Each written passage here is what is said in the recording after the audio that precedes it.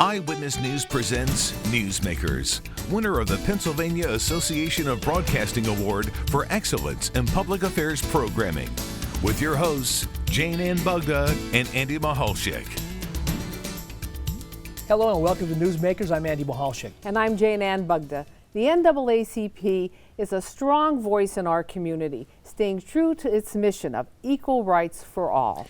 And today we're joined by members of our local NAACP. We'll talk about the proud past and what the future holds for that great organization. We'll introduce you to our guests, and our conversation begins when this edition of Newsmakers begins right after this. Welcome back to Newsmakers. I'm Jane Ann Bugda along with Andy Mahalchik, and our topic today is the NAACP, our local chapter. We're going to learn a little bit about their proud history, their future, and some of the concerns in our community. And today we are joined by the president of the Wilkes-Barre chapter of the NAACP, Ron Felton, and the first vice president of the Wilkes-Barre chapter of the NAACP, David Yonkai. Thank you both for being with us today. A long history, a long proud history in our community. So I guess we want to start with the history. Let's talk a little bit about the history of the NAACP and then about the history of our local chapter. Okay, there was a race riot in Springfield, Illinois in 1908. And that led to I think a Southern reporter by the name of William English Wallen writing to a social worker in New York by the name of Mary White Overton.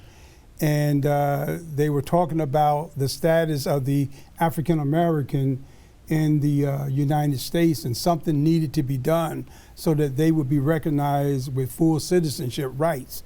And so they reached out to an organization that was headed by black leaders from the African American community by the name of W.E.B. Du Bois and Ida B. Wells. And they said they felt that if the two of them would get together, that would help the cause of the organization much better. And so in 1909 in New York City, the NAACP was formed. And how about here locally in our chapter in Wilkes-Barre? Well, in Wilkes-Barre branch received its charter back in 1930, and it was reactivated in 1984 by Audrey Spence, and it's been active ever since. Ron, how long have you been involved? I know you and I go way back. We've done many stories, almost so far back it's illegal in many ways. Yeah. And I say that in the most humorous way because we've been friends a long time and your organization does some great work. But how long have you been involved in it technically, and what do you look forward to the future with your involvement in the group? Well, I've been involved. I first got involved with the branch when my former company, Prudential, had relocated to this area. And so with Audrey Spence, she invited me to a meeting. And so I was a member for a while. So in all, I was involved with the organization for a total of about 24, 26 years. However, 18 of those years I spent as the president of the branch, and then I just got reelected in 2019. So your involvement's been in many roles for quite some time. Yes, and I know, like, I've been here for many years too, and I always remember you having a presence involved in the NAACP. But David Yonkai is now your first vice president. So correct. Tell us a little bit about your involvement. Well, my involvement is, Ron's been in this community for like 30 years now, and I've been a native of this community for like my entire life. But we've just crossed paths in 2015. I became a member of the organization in 2015. But it actually began when I was 9 years old in terms of my interest in this organization. Because when I was 9, I had the childhood trifecta of diseases, okay? I had measles, mumps, and chickenpox all at the same time.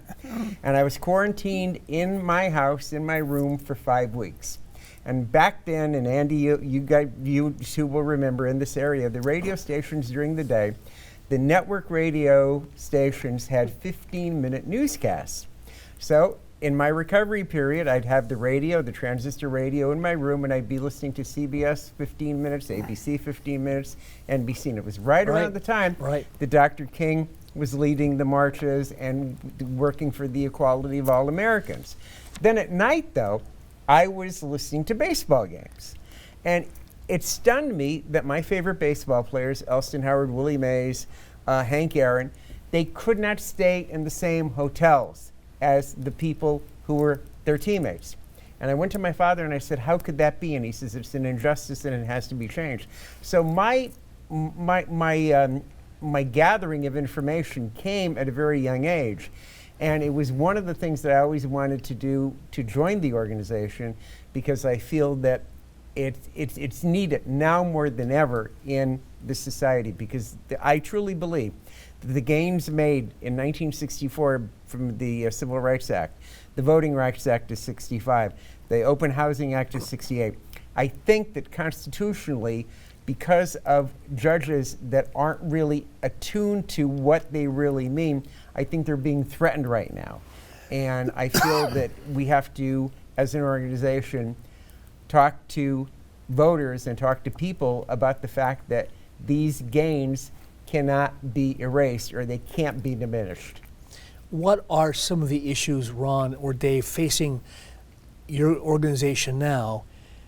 Are they the same as they were back in the 1960s? Sometimes we do stories on all kinds of different situations, and it's almost like it's the same script, it's just a different date on top. You're absolutely right. I mean, things, it would be wrong for me to sit here and say that there hasn't been any progress. There has been progress.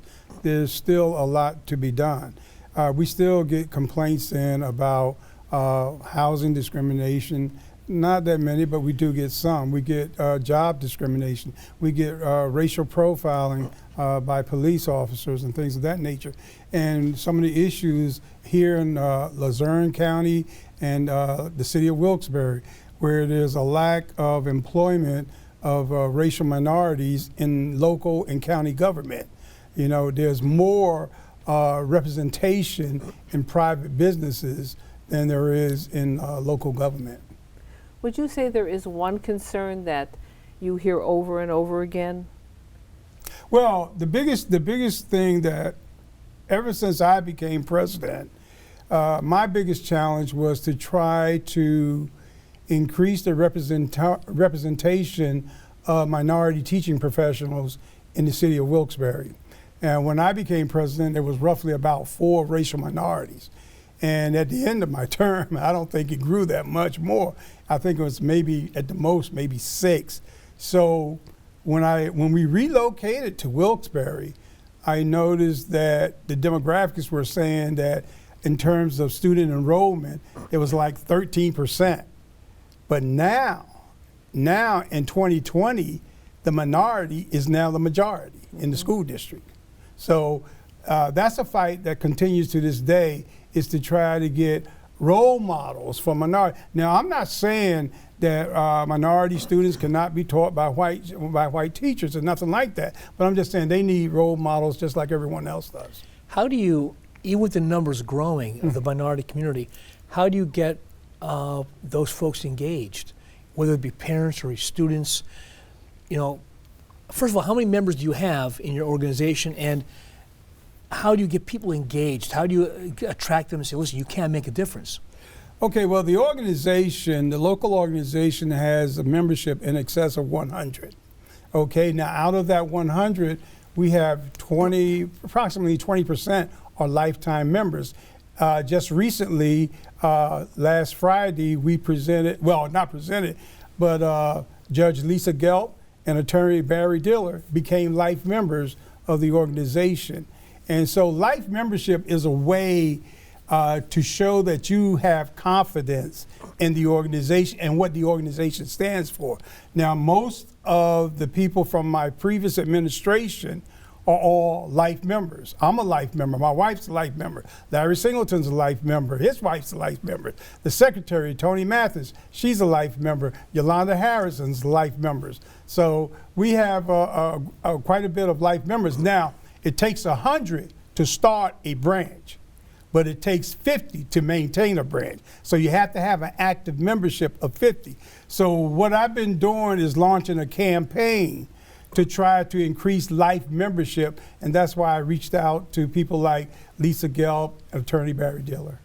And I think we engage people too by having events, by making sure that people know that we're available, and also having an event like we had at the courthouse last month in January for the Martin Luther King celebration. I mean, you know, we had like over 100 people there. King's College had their own events too, and Wilkes College had their own events. So you have events like that. And the Diversity Day picnic, okay, and things like that. We try to have as many events as possible and let people know about them, to let them know, number one, the branch is there, they're free to join, and also the fact that you know, we're trying to do as best work as possible in order to get people to become aware of us, but also to become members. And there's a lot to be said about person-to-person contact. Like the diversity picnic is tremendous. I mean, how it's growing by leaps and bounds. Right. But social media can only go so far. Maybe I'm an old school reporter, but boots on the ground and meeting people and shaking their hand and looking in the eye, that's not FaceTime, it's real time. And but how do you do that with the newer generation coming up, and some of us old guys too, that maybe think it's easier to communicate on social media as compared to going in person? How do you break that down? Well, that is a challenge, but that's why we have we have the NAACP Wilkes-Barre Youth Council. Peggy Felton, my wife, she's the youth advisor and so forth. But the Youth Council has its own separate charter, just like the branch. They have their own tax ID number. So we try to nurture and motivate young people to come in, because then they bring in those new social skills as to best how they can reach out to the population. Right. And like many organizations, I mean, you know, we're going the whole gamut between social media, the face-to-face contact. We're just trying to do everything in order to get people to understand that we're here and ready to work with everybody.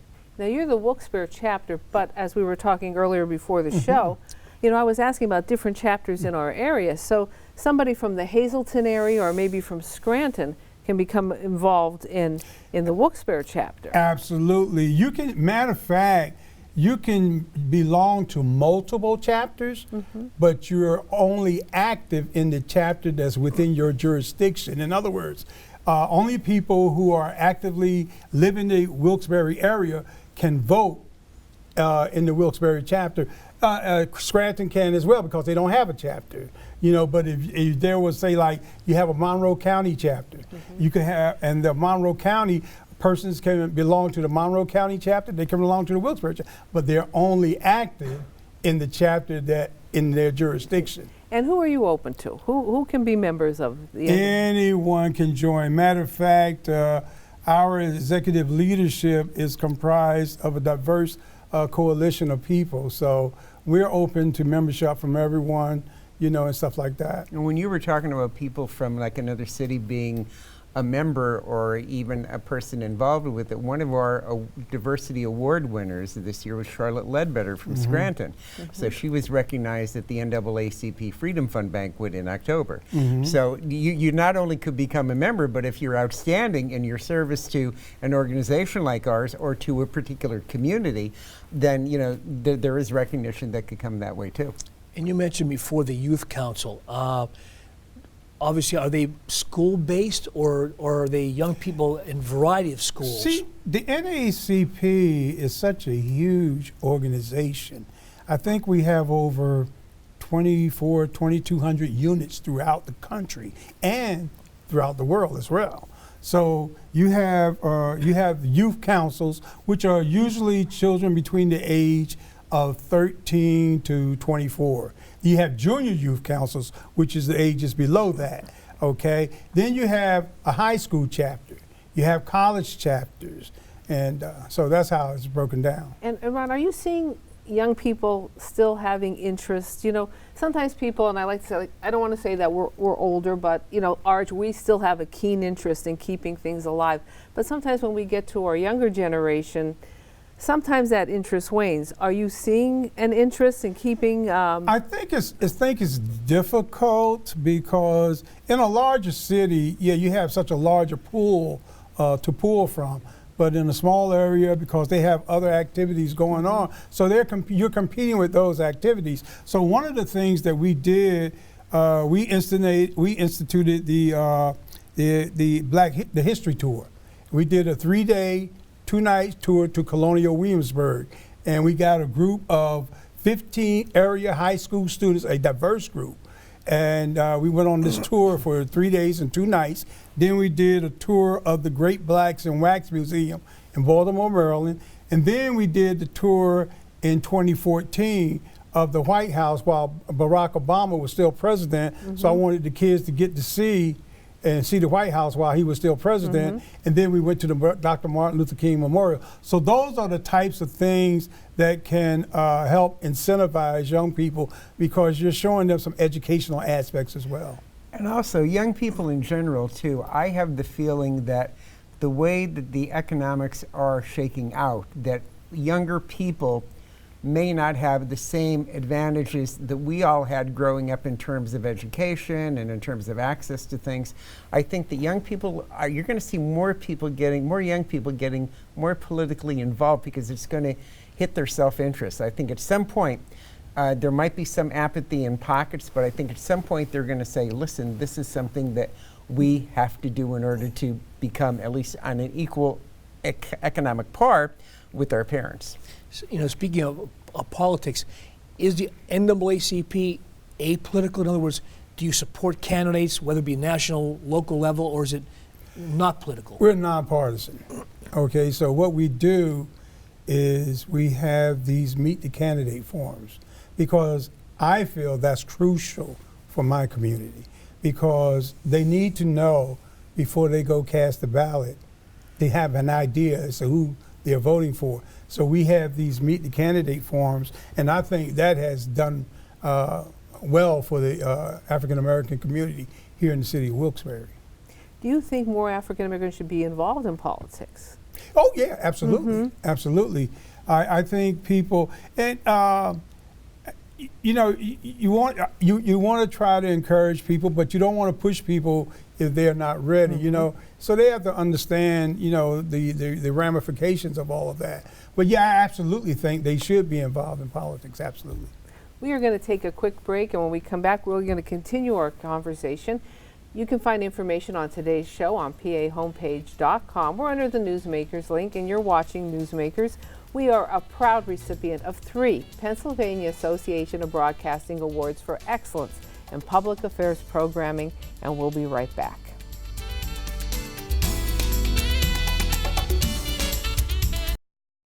I have a dream that one day this nation will rise up and live out the true meaning of its creed. We hold these truths to be self-evident, that all men are created equal. I have a dream And that that's one Ron day Felton, on the red hills of course, Georgia, last month at the Martin Luther King event at the Luzerne County Courthouse. And I could say I can't get enough of it, other than the original speech.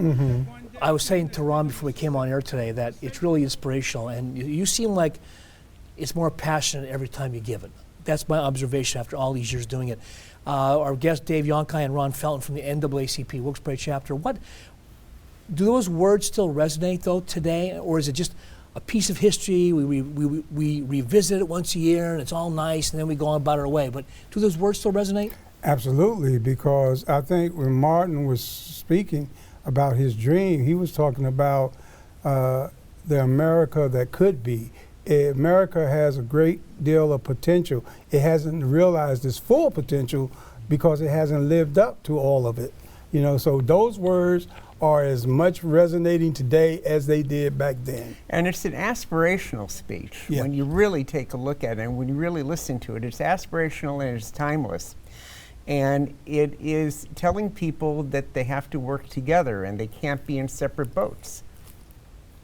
It is a speech of peace. Yeah, because absolutely, because I mean, and Dr. King as he gave that speech, he says for some of the people who were gathered there in Washington D.C. to that some of our white brothers and sisters that are here with us, they're bound to our struggle as well. So we need to work together. He was emphasizing that need to work together. I had the great pleasure boy, back in the 80s, I was in Washington covering a political event, and I was actually rode in an elevator with Coretta Scott King. Charming lady, and it was she, a couple of other people, not many of us, in D.C., in the Capitol. And I looked, I introduced myself, just charming lady. You know, and she must get a lot of looks because who she was. Right. But you know, it was just really amazing. I'm saying next to a historic figure. Right. Exactly. Yes, Yes, sure. Right, and she was with him right from the start, Yeah. and it's almost like if you take a look at the structure of that organization, I mean, you know, there were women, there were men, and there were also civil rights martyrs, if you will, who were both black and white. Yep. And that is the one thing that resonates with me in terms of like being a part of this organization is that in terms of making sure that people get the right to vote, making sure that people exercise the right to vote. People died in wars, but they also died in this country during the civil rights demonstrations and during the civil rights fights. And it ran the whole gamut of the country. It just wasn't African Americans. It was also white people and Jewish people and other people that believed in the same cause that Dr. King was talking about. I often wonder what would have happened had we had social media back in the 60s, like we do now, where you could get the words out instantly, and you have a live stream of the marches in Alabama and this and that. What would happen? Would it have helped the cause or inflamed the prejudice? It's interesting, you know. I think it would have, well, like you said, if you had social media with people being able to have like their phones and stuff and like that, where you could see those incidents that you didn't see that was happening in those mass rallies and marches. You could see those single incidents. I think it would have accelerated it, and the reason why I say that is because I go to the Equal Rights Amendment for gay marriage. That just basically took a social turn in maybe 5 or 10 years, and not even 10 years, like maybe 5 years, you know, to the point where the Supreme Court upheld that. The civil rights struggle took from, I guess, you know, Brown versus Board of Education in '54, all the way up to maybe the late 1960s and into the 1970s in terms of legislative accomplishments. But still, there was more work to do. But I think social media would have accelerated it. Let's talk a little bit about some of our own proud accomplishments for the local chapter. What are some of your proud milestones? Well, a milestone for me, once, I think we help educate the area by having those racial summits. And from the racial summits sprang the annual Diversity People's Picnic. And one of the greatest milestones was when the city of Wilkes-Barre formally recognized the federal holiday by closing City Hall in 2018. Another milestone for the branch was when we had a young man who was part of that Kids for Cash thing, that the branch sent a resolution to this committee for the Supreme Court. And what had happened, Judge Civarella had issued a subpoena to this young man. Well, the young man, the subpoena was given to him at school. He never showed it to his parents. So they sent the police officer to the school, called the young man down from his class, 13 years old. He was a witness. They called him down. The police put handcuffs on him, took him away. And that hurt me so bad that we put together a resolution, and our inspector, we sent him a letter. He notified the committee for the lawyers for the Supreme Court and asked that they look into it, and they passed a thing in the Supreme Court that is now law throughout this state, that a subpoena cannot be given to a juvenile without his parents' knowledge unless the parents are part of the subpoena. Wow. And Ron told me that he sent a lot of letters to a lot of legislators, but it was Specter that really stepped up to the plate and basically got this done. There were letters you had to write. There was no email. No, I had to write that. Right. Stamps. Only to emphasize you had to put energy and commitment into it. Exactly. We have about 2 minutes left. What does the future hold for the local chapter? Well, the future, we're still fighting to increase the number of minority teachers in the school district. We're still fighting to see that there's representation in local and county government. Because one of the things that I noticed is that more minorities appear before judges than are working in the court system. So we want to change that as well. The only thing we could say about the future is that we're committed to making it a better, more inclusive Wilkes-Barre and Northeastern Pennsylvania with the NAACP organization. That's what our future is. About 90 seconds left, very quickly. Somebody's watching this program right now, whether you're African American or Caucasian, whatever, and you think you know of somebody who's just getting a raw deal or is a victim of prejudice, what should they do? First of all, they should call this number 570-262-1360, okay? Or they can email us at wbnaacp2306@gmail.com. And we'll have that information on pahomepage.com under our Newsmakers link for people to find out more information, to become involved. And throughout the show, we've been showing some of your milestones through some of the photos that you've, some of the events that you've been involved in throughout the year. We enjoyed our conversation today. It was a history lesson for us as well. And thank you for the great work you do. Yes, and keep up the great work. And we invite everyone to check out more information on pahomepage.com under the Newsmakers link. Ron Felton and David Yonkei, thank you so much for being with us. Thank you. For Andy Mahalchik and everyone behind the scenes, I'm Jane Ann Bugda. Thank you so much for making Newsmakers part of your day, and we'll talk again next time.